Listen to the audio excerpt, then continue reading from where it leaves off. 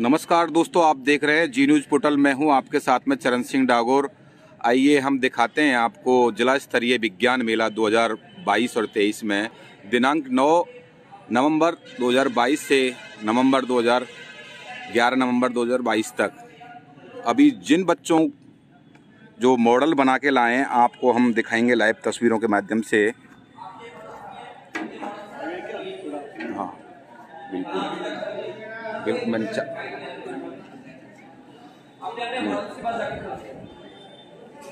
मैं आपको लाइव तस्वीरों से दिखा दूं। ये प्रिंसिपल मैम हैं जो बच्चे मॉडल बना के लाए हैं और वो बच्चों से बात भी कर रहे हैं कि कैसे क्या मैटर लगाते हैं। और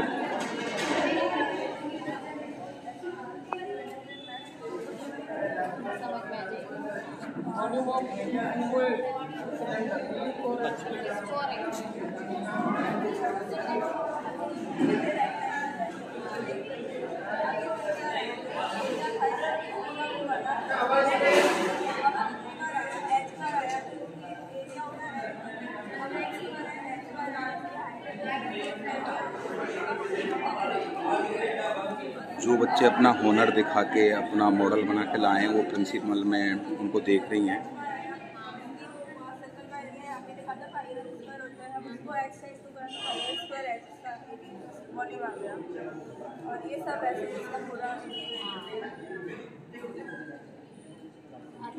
और आपको दिखा दूँ लाइव तस्वीरों के माध्यम से, इतना सुंदर ये बच्चे हैं जो मॉडल बना के लाए हैं। एक ट्रेन वाला और ट्रेन का पूरा मैप और एरोप्लेन का भी पूरा मैप दिया हुआ है और पूरा आपको दिखा दूँ। एकदम इतना सुंदर दृश्य और लगेगा कि वास्तव में बच्चों में टैलेंट है। और ये आपने बनाया बेटा, इसके बारे में बताएं आप। इसमें मैं शो करना चाहती हूँ कि जो रोड व्हीकल्स मतलब वो ट्रांसपोर्ट के 3 मोड्स होते हैं mainly. Yes. Land, water and air. बेटा थोड़ा सा ऊंची आवाज़ में बोलें, आप दर्शक देखेंगे ना, थोड़ा सा ऊंची आवाज़ में बोलें आप। लैंड ट्रांसपोर्ट में रोड और रेलवे ट्रांसपोर्ट आ जाता है। जो रोड ट्रांसपोर्ट होता है वो सबसे पहला और सबसे ज़्यादा कॉमन ट्रांसपोर्ट है। यस। और जो रोड ट्रांसपोर्ट में पॉल्यूशन होता है वो CNG की वजह से रोका जा सकता है और इलेक्ट्रिक व्हीकल भी चलने लग गए आजकल। और जिस तरह से मैंने ग्रीनरी शो करी है, ऐसा हम अपने आसपास करके ऐसे भी रोक सकते हैं जो रोड व्हीकल से पॉल्यूशन होता है। ट्रेन सबसे चीप होता है और ये सेफ़ होता है और ये सब लोग अफोर्ड कर सकते हैं। एयर ट्रांसपोर्ट होता है वो कॉस्टली होता है और ये फास्टेस्ट होता है और इसे लेकिन सब लोग इसे अफोर्ड नहीं कर सकते। ये सबकी रेंज में नहीं आता। जो वाटर ट्रांसपोर्ट ज़्यादातर इंटरनेशनल लेवल पे यूज़ करा जाता है क्योंकि इंटरनेशनल लेवल पे यूज़ करा जाता है जो कि सामान को ले जाने और लाने में काम किया जाता है ज़्यादातर। जो ऐसा सामान जो कि जल्दी ख़राब नहीं होता। आप कौन से स्कूल से हो बेटा? आशीष मेमोरियल पब्लिक साइंस। अच्छा। कौन सी क्लास में पढ़ते हैं? 7। नाम क्या है आपका? तनिका अग्रवाल।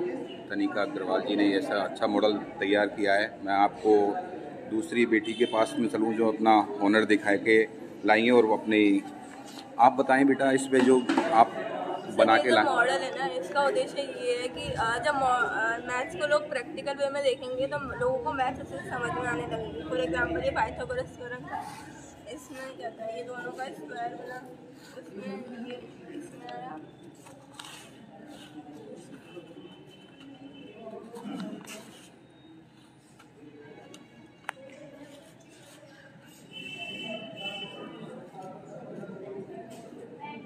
ठीक है, अब इसमें क्या है, ये दोनों इससे भर रहे हैं। अब इसको ट्रांसफ़र करेंगे तो ये पूरा बढ़ जाएगा।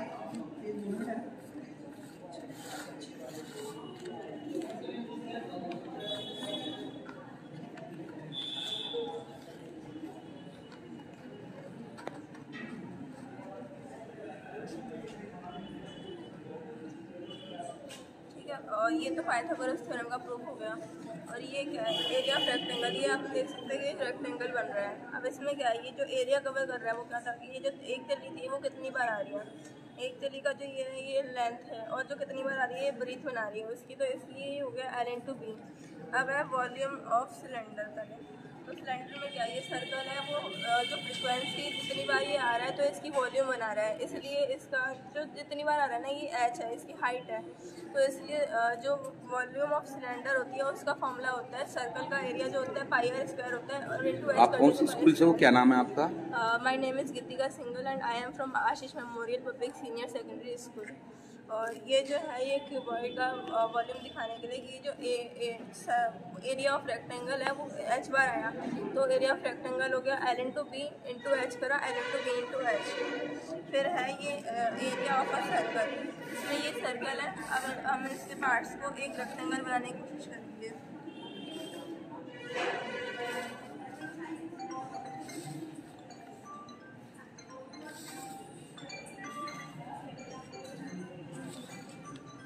देख सकते हैं कि मतलब ये एक अबाउट रेक्टेंगल फिगर बन चुकी है। अगर हम इसके और छोटे पार्ट्स करते हैं ना तो ये परफेक्ट रेक्टेंगल बनाता रहता है। अब इसमें देख सकते हैं कि ये जो है ये रेडियस है वो इसकी लेंथ बन गई, और जो इसकी सरकमफेरेंस थी यानी कि पेरीमीटर वो 2πr होती है सर्कल की, जो बट गई दोनों तरफ, तो ये πr ये हो गया, πr ये हो गया, बाई 2 करा तो इसलिए अब इसका क्या है एरिया ऑफ रेक्टेंगल हो गया एल इंटू बी, इसलिए एल हो गई आर और ब्रीथ हो गई πr, तो इसलिए πr। Thank you ma'am, thank you बेटा, है ना। मैं आगे बढ़ता हूँ क्योंकि काफ़ी टाइम हो गया है ना आपका समय में, आपका इतना ही ले पाऊँ, पर धन्यवाद आपके लिए। और आप कौन सी स्कूल से हो बेटा? Sir I am from AMPS Ashish memorial public senior secondary school. अच्छा, आपने क्या बनाया है? सर मेरा टॉपिक है इको फ्रेंडली मटेरियल। तो सर उसमें हमने न्यूज़ में सुना है कि मोडेरा विलेज है जिन्हें हम सोलर विलेज के नाम से भी जाना जाते हैं, जहाँ पे हर बिल्डिंग तो सोलर पे आपने जो ये तैयार किया, सोलर पे तैयार किया है ना? सोलर से बहुत सारी चीज़ें हैं, जैसे हम घर पे इंडिविजुअली घर पे हम सोलर पैनल लगा सकते हैं और विंड में लगा सकते हैं, जिससे हमारे लो वोल्टेज अप्लाइंसेस हैं उनकी ज़रूरत पूरी हो सके। और अगर हमारे पास जगह कम है ग्राउंड पे, सर हम टेरेस फार्मिंग कर सकते हैं और सर हम एक टैंक में बना सकते हैं। और मैं ये स्मार्ट सिटी बनाई है और बहुत अच्छा। और ये अपने इन्हीं बच्चे हैं, अपने होनहार बच्चे। आप कौन से स्कूल से हो? Sir AMPS। अच्छा, आपने जो ये हॉस्पिटल तैयार किया है, क्या इसके बारे में बताएं आप? सर ये ट्रांसपोर्ट एंड इनोवेशन पे है। My name is Hemant Gupta, I reading class 9। Market shares, revenue and customer satisfaction. Sir, sometimes innovation is used to upgrade of the operating system of any business and introduce modern technology for automation. Sir. Advantage of innovation. Innovation can deliver significant benefit. It can most important critical skills for any achieving success. Thank you. मैं आपसे इतना ही time दे पाऊँगा आपके लिए, और मैं दूसरे विद्यार्थियों के पास जाता हूँ। आपका स्कूल का नाम और आपका नाम बताएं। मेरा नाम निशान जैन है, मैं Ashish memorial public senior secondary school से। अच्छा, कौन सी क्लास में पढ़ते हो आप? 9th क्लास में। आपने जो ये बना है, मॉडल बनाया है, तो इस पे बारे में बहुत शॉर्ट में बताना है आपको। मैंने सैटेलाइट के ऊपर बनाया, सैटेलाइट कम्युनिकेशन के ऊपर। और सैटेलाइट एक ऐसी चीज़ होती है, एक ऐसी सेलेस्टियल बॉडी होती है जो कोई भी दूसरी सेलेस्टियल बॉडी के अराउंड घूमती हो। जैसे कि हमारी अर्थ है जो वो सन के ऑर्बिट लगाती है, वो उसके चक्कर काटती है, ऐसे ही मून अर्थ का चक्कर काटता है। लेकिन और अगर सही मायने में सैटेलाइट का वर्ड को डिफाइन करें तो इसका होगा कोई भी एक मशीन जो स्पेस में लॉन्च की जाती हो और फिर वो कोई भी एक अनदर बॉडी के राउंड अबाउट करती हो, और फिर इससे ये सारी रेडिएशंस आ रही हैं। ये GPS है, इसकी नेविगेशन, इसकी GPS है। ये इस छोटे से बच्चे ने इतना अच्छा ये बनाया है, आपको मैं एक बार दिखा दूं और मैं आपसे अभी बात करा दूँ। और मैं अभी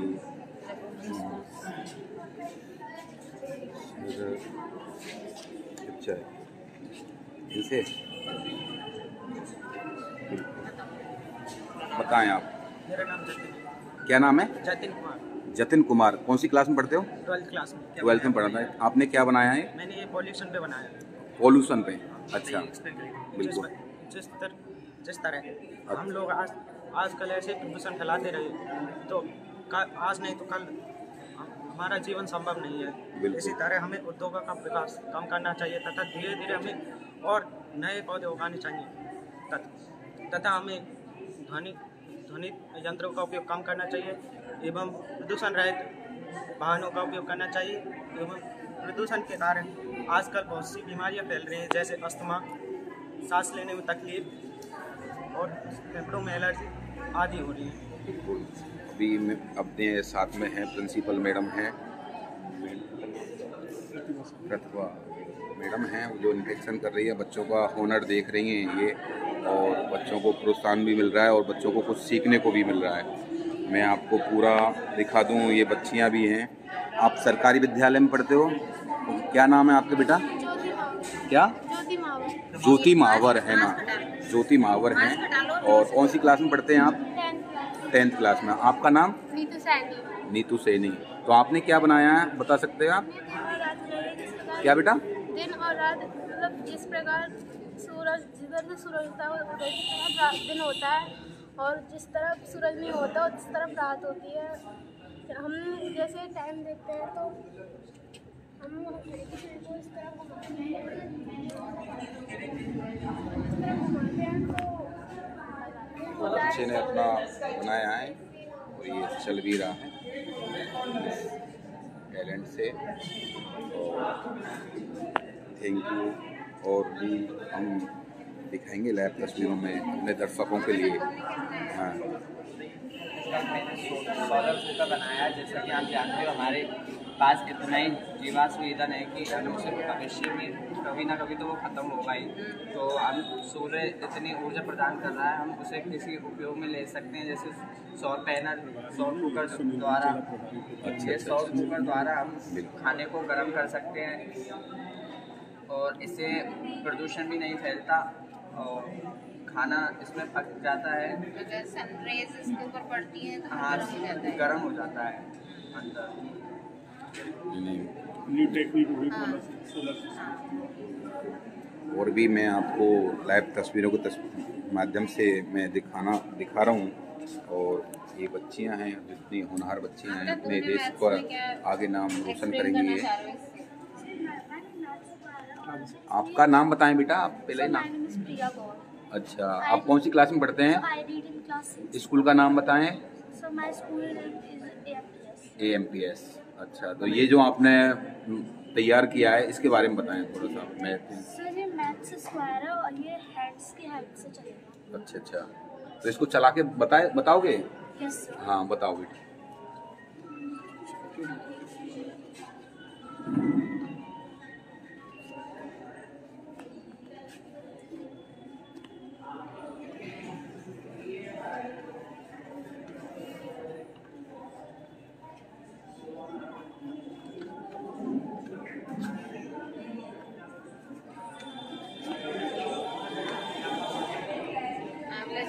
जो भी नंबर अपन लेंगे उसका स्क्वायर आ जाएगा।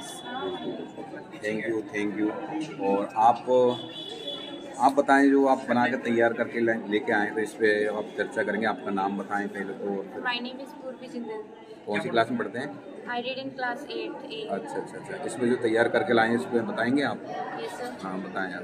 सर जैसे कि ये यूज़र 2 है, ये किसी को ईमेल भेजना चाहता है, तो जैसे ये यूज़र 5 को ईमेल भेजना चाहता है, तो पहले इसका ईमेल इस पर ट्रांसफ़र होगा, उसके बाद इसके रेडिएशन से इस पर जाएगा, फिर उसके बाद इसके रेडिएशन इससे, फिर उसके बाद इस सर्वर पर ट्रांसफ़र करेगा, सर्वर से वो मैसेज यूज़र 5 के पास जाएगा। सर इसके एडवांटेज मतलब ऐसे हैं, जैसे हम घर बैठ के पढ़ाई कर सकते हैं, हम किसी भी दुनिया में से किसी भी डॉक्टर को कंसल्ट कर सकते हैं हेल्थ इशू के माध्यम से। इसके डिसएडवांटेज जैसे हमारी कोई भी मैसेज वगैरह हैकर्स हैक कर सकते हैं। इस पे तैयार किया है आपने, है ना? हाँ, topic sir advancement in information technology. Thank you. और इंफॉर्मेशन टेक्नोलॉजी पे इन्होंने बनाया है। और आप? My name is Abhilasha sir, I read in class 8। अच्छा। आशीष मेमोरियल पब्लिक सेक्रेटरी स्कूल। तो थोड़ा सा ऊंची आवाज़ में बोलेंगे तो बोलिए हम थोड़ा सा बेटा। हाँ थोड़ा सा मेरे दर्शक हैं वो सुनेंगे और आपसे सीखेंगे भी, है ना? तो बताएं आप। सर मैंने इको फ्रेंडली मटेरियल बनाया है। Eco friendly material, yes. जैसे हम इलेक्ट्रिसिटी जनरेट करते हैं तो उसके लिए हाइडल पावर, जैसे वाटर से हम इलेक्ट्रिसिटी जनरेट करते हैं, इससे अच्छा हम जो एयर होती है वो रिन्यूएबल है, मतलब वो अनलिमिटेड है हमारे नेचर में, उसका यूज़ करके हम विंड एनर्जी बना सकते हैं, जिससे कि इलेक्ट्रिसिटी प्रोड्यूस होती है। तो हमें अनलिमिटेड रिसोर्सेज का यूज़ करना चाहिए और वाटर को बचाना चाहिए, इससे हमारा फ्यूचर ब्राइट होगा और अपने मतलब जनरेशन के लिए वाटर बचा सकते हैं। और अपने फॉरेस्ट एंड प्लांट्स को बचाना चाहिए, क्योंकि अगर फॉरेस्ट नहीं होंगे तो कार्बन डाइऑक्साइड बहुत ज़्यादा हो जाएगी और this causes global warming. And sir ये कीप आवर सिटी क्लीन, हमें जो प्लास्टिक है उसको मतलब जैसे गार्बेज वगैरह हम फेंकते हैं तो उसे नहीं फेंकना चाहिए, क्योंकि उससे सॉइल इनफर्टाइल होती है। और हमें प्लास्टिक का मतलब रीयूज़ करना चाहिए, उससे रिड्यूस करना चाहिए, रिसाइकिल करके भी उसका यूज़ करना चाहिए। तो वाटर जो होता है वो मतलब फैक्ट्रीज का यूज़ करके इसे पॉल्यूट कर देती है, फिर वाटर बॉडीज यूज करती है। जैसे गवर्नमेंट ने वो एक मतलब वो बनाई है वेस्ट वाटर ट्रीटमेंट प्लांट, उसमें क्या होता है उसमें 5 वो होते हैं, जैसे कि bar screen, return and removal tank, and third is water clarifier and aerator. इसमें उस वाटर को प्योरीफाई करके उसमें केमिकल्स वगैरह डाल के उसको फिर से वाटर बॉडीज में छोड़ा जाता है, जिससे कि ऑर्गेनिज्म उसमें रह सकें। Thank you. अभी हम और ये भी अपने अच्छे विद्यार्थी हैं जिन्होंने अच्छा वो बनाया है पूरा AMPC स्कूल का। आप बताएं। My name is Virgil. I read in class 8B from Ashish Memorial Public Senior Secondary School in Indore City. And my topic is the health and cleanliness. इस प्रोजेक्ट के बारे में कहना चाहते हैं कि आज की भागदौड़ भरी ज़िंदगी में अपने स्वास्थ्य को स्वस्थ रखने के लिए हमें रोज़ सुबह उठकर चलने जाना चाहिए, प्राणायाम करना चाहिए, योगा प्राणायाम में जैसे योगासन, शवासन, सूर्य नमस्कार, और हमारे स्वास्थ्य को तंदुरुस्त रखने के लिए फ्रूट्स, वेजिटेबल्स और आमले जैसी चीज़ों का सेवन भी करना चाहिए। उसके बाद हमें घर के बाहर ही नहीं बल्कि आस पास भी साफ सफाई रखनी चाहिए। हेल्थ चेकअप हमें समय समय पर करवानी चाहिए। हेल्थ चेकअप करवाने से हमें हमारी अंदरूनी बीमारियों का पता चलता है, जिससे हम जल्द से जल्द उनका इलाज कर सकते हैं। हमें स्मोकिंग और अल्कोहल का यूज़ नहीं करना चाहिए, लंग्स होते हैं वो डैमेज हो जाते हैं। और फिर उसके बाद घर के बाहर निकलने पर हमें शौचालय का ही यूज़ करना चाहिए, ज़्यादा से ज़्यादा पेड़ पौधे लगाने चाहिए। पीने के लिए हमेशा शुद्ध पेयजल का ही यूज़ करना चाहिए। कचरा में जो कूड़ा कचरा होता है उसे हमेशा डस्टबिन में रखना चाहिए और खुले में पानी नहीं रखना चाहिए। इसमें काफ़ी तरह के इंसेक्ट्स, मॉलिक्यूल्स, माइक्रोब्स पलते हैं, जिससे कई सारी बीमारी, डेंगू, मलेरिया और एक्सेट्रा। हमें कम से कम यूज़ करना चाहिए और पेड़ पौधे ज़्यादा लगाने चाहिए। Thank you. जिस बच्चे ने बहुत अच्छा हेल्थ पे बहुत अच्छा बनाया और अभी अपनी बच्चियाँ हैं। मैंने historical development with current solution के टॉपिक पर मॉडल बनाया है। इसमें मैंने ये शो किया है कि जो विंड एनर्जी होती है उसमें जो विंग्स होते हैं जो पहले के ज़माने से बनते आ रहे हैं वो छोटे होते हैं, जिससे इलेक्ट्रिसिटी कम जनरेट होती है। लेकिन इसमें जो है इलेक्ट्रिसिटी ज़्यादा जनरेट होगी, क्योंकि इसके जो विंग्स हैं वो बड़े हैं, तो ये एयर को ज़्यादा कैप्चर कर पाएंगे। इससे हमें जो है इलेक्ट्रिसिटी ज़्यादा मिलेगी और उसका थोड़ा सा चला के बताएंगे।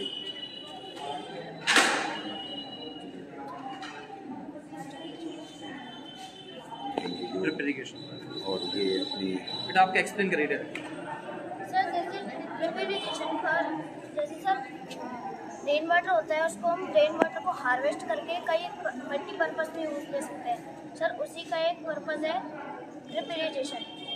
तो ऐसी जगह जहाँ पे पानी की कमी होती है, अगर पानी में सैलिनिटी की मात्रा ज़्यादा होती है, तो वहाँ पे हम वाटर को हार्वेस्ट करके रेन वाटर को उसको ड्रिप इरिगेशन में यूज़ में ले सकते हैं।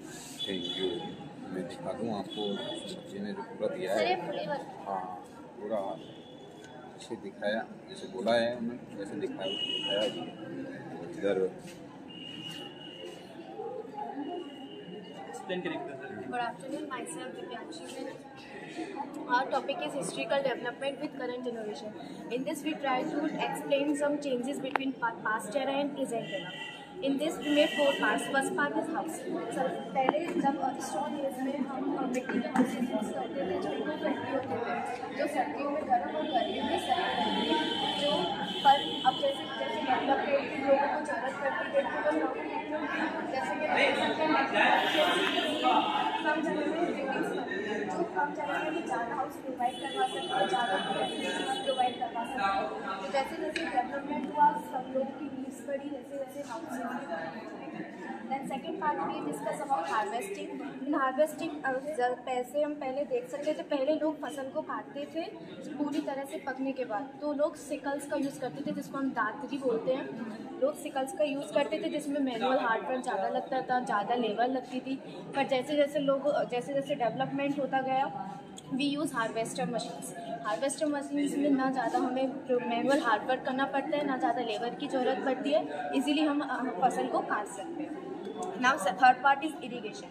इन इरीगेशन जैसे कि हम ट्रेडिशनल टेक्निक्स में देख सकते हैं, पहले 3 तरह की मेन ट्रेडिशनल टेक्निक्स होती थी, रहर, ढेकली एंड बोट। तो हमें इसमें ढेकली थोड़े दिखाने की कोशिश करिए। इन ढेकली में एक पॉन्ड होता था, वहाँ से हम पानी खींचते थे, जिसमें फिर बाद में एक आदमी आता था, वो पानी को लेके जाता था और बाद में फिर फसल में पानी डाला जाता था, जिसमें ज़्यादा पानी वेस्टेज होता था, मैनुअली हार्ड वर्क भी लगता था।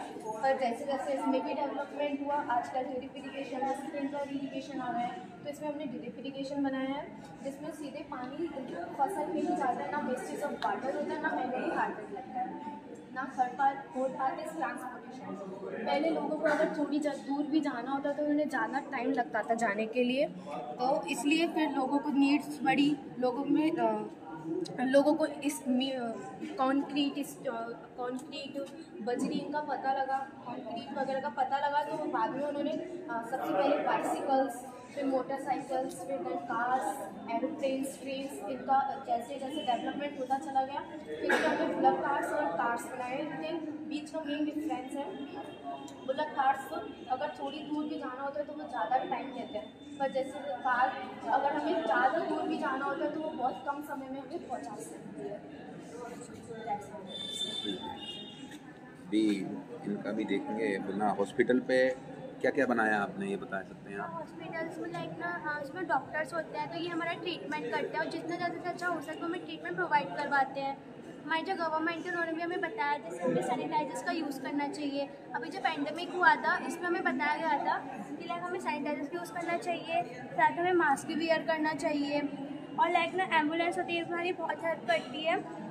और जैसे हम क्लीननेस के लिए और भी कुछ काफ़ी चीज़ें कर सकते हैं, जैसे हमें इलेक्ट्रिक व्हीकल्स का यूज़ करना चाहिए, CNG व्हीकल का यूज़ करना चाहिए। पेट्रोल डीजल काफ़ी ज़्यादा पोल्यूशन हो जाता है, so we should not use excessive petroleum products in excessive amount. We should use CNG vehicles और बाइसिकल्स और electric vehicles to reduce noise pollution और सॉइल पोल्यूशन। और हमें अपनी हेल्थ का भी बहुत अच्छा ध्यान रखना चाहिए। हेल्थ का मतलब स्वास्थ्य है, और इसमें से हमें अपना प्रॉपर डस्टबिन यूज़ कर सकते हैं क्लीननेस को मेंटेन रखने के लिए। अपनी हेल्थ को मेंटेन रखने के लिए बहुत जैसे लाइक हम लोगों को रोज़ मॉर्निंग वॉक करनी चाहिए, हम लोग को एक्सरसाइज करनी चाहिए, और so we should do morning walk daily और do exercise daily, because exercise is the best medicine to keep our body healthy, fit and fine.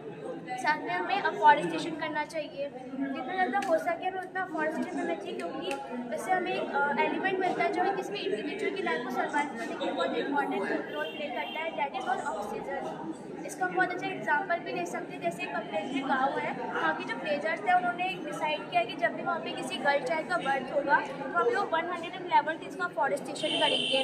तो और जैसे जैसे उस गर्ल चाइल्ड की ग्रोथ होगी वैसे उसी तरह से वो ट्रीज की ग्रोथ में हेल्प करेंगे। और जैसे विलेजेस में बहुत अच्छा एनवायरनमेंट क्रिएट होता है, ऐसे में कोशिश करनी चाहिए कि हम अर्बन एरिया में तो उतना अच्छा एनवायरनमेंट क्रिएट कर सकें। और लाइक हमें पब्लिक टॉयलेट्स का भी यूज़ करना चाहिए, और जो स्कूल्स होते हैं उसमें जो टीचर्स होते हैं हमें बताते हैं कि हेल्थ हाइजीन जैसे तीनों में डिफरेंस क्या क्या है।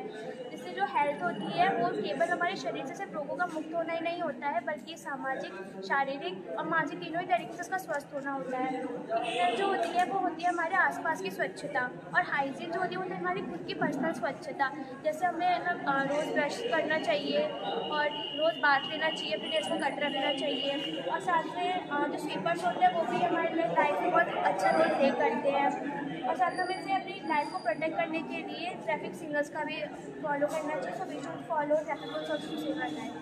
Thank you. मैं इन बच्चियों को, इतना होनहार बच्चे हैं, अभी हम मैडम से अभी और मैडम दिखाएं क्या अभी तो इस पर आप जो विज्ञान मेला लगाया तो इस पर क्या आप बच्चों के लिए क्या बताना चाहती हैं और क्या बच्चों के लिए गाइडेंस देना चाहती हैं, उससे बताएं आप। बच्चे एक भावी वैज्ञानिक के रूप में हैं, तो उनसे हम अपेक्षा करते हैं कि वो अपना जो भी विचार हैं वैज्ञानिक रूप से उसको आगे बढ़ाएं और उसका जीवन में उपयोग करें। और शुभकामनाएं। Thank you. मैं मेरे दर्शकों के लिए ऐसे कहना चाहता हूँ कि अपने जो जितने भी बच्चे भावी बच्चे हैं, और मैं अभी आपको लाइव तस्वीरों से मैं बता दूँ, जो विज्ञान मेला लगा हुआ है हिंडौन में, और तो मैं अभी और भी अपने गुरुजी हैं उनसे भी बात करूँगा।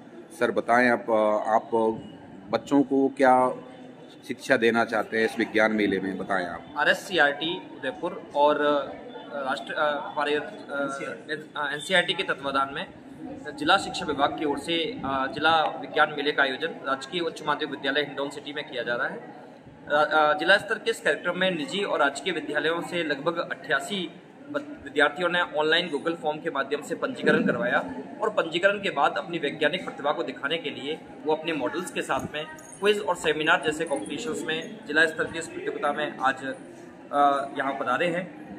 9 नवंबर से 11 नवंबर तक कुल 3 दिवसीय इस विज्ञान मेले में प्रमुख उद्देश्य, जैसा कि विभाग का आदेश है कि वैज्ञानिक विधा और वैज्ञानिक सोच के साथ में जो बच्चे नवीन मॉडल बना रहे हैं उनको पुरस्कृत किया जाए। इस एतद यहाँ पर सभी बच्चे आए हैं अपने प्रभारियों के साथ में। और सेमिनार कंपटीशन जो कल आयोजित किया गया था, उसमें सेमिनार प्रेजेंटेशन के बाद आज क्विज कंपटीशन और मॉडल प्रदर्शनी हुई, जिसमें स्थानीय विद्यालय के संयोजक एवं प्रभारी महोदय के नेतृत्व में निर्णायक महोदय विभिन्न राजकीय विद्यालयों से लगाए गए। और इसमें सर इसमें विनर भी रखोगे क्या? जी सर, जैसा कि विभाग का आदेश है, प्रत्येक विधा में प्रथम 3 प्रतिभागियों को विजेता घोषित किया जाएगा और उनमें से प्रथम स्थान प्राप्त करने वाला राज्य स्तर पर अपने जिले का प्रतिनिधित्व करेगा। आपका नाम? मेरा नाम अमित कुमार शर्मा है और मैं यहाँ से प्रभारी के रूप में इस आयोजन में करने वाला हूँ। अभी इसमें अभी सबका देखा हमने, अब इसमें से कुछ आपने विनर बना लिए क्या? सर अभी तक जो प्रतियोगिताएं हुई हैं उनमें निर्णय का प्रथम चरण पूरा हो चुका है। समेकित निर्णय अभी विचाराधीन है, उसके बाद अंतिम निर्णय कल घोषित किया जाएगा। और साथ ही मैं आपको बताना चाहूँगा कि इसमें दिव्यांगों के लिए विशेष श्रेणी रखी गई थी।